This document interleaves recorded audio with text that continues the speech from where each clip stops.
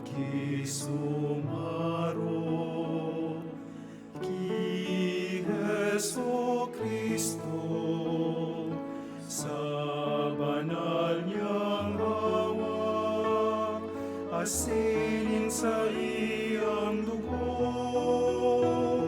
sa iyang itinatao ang buhay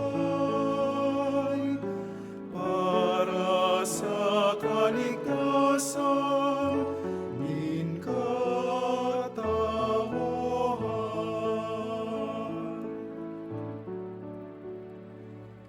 Maria sa pag-ako ki Jesucristo sa sakramento nin pagkamot, tinapay nin sa tuong buhay alakon, harap nin kaligtasan sa tuyang ilumon.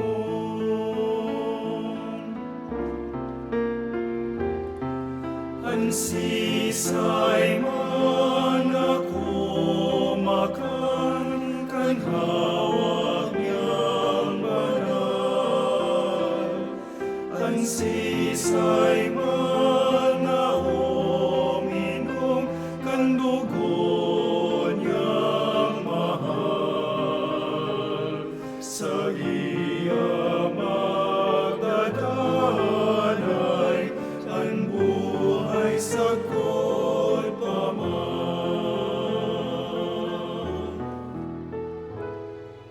Maria sa pagpasalamat ki Jesucristo sa tinapay nin buhay, kakanunin sa tuyang galak, sa iyang itinatao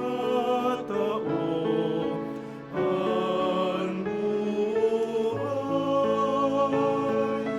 para sa kaligtasan nin katawhan.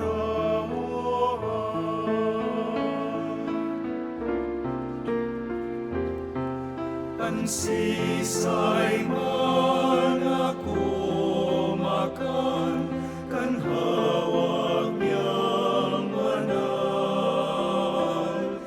ansisay man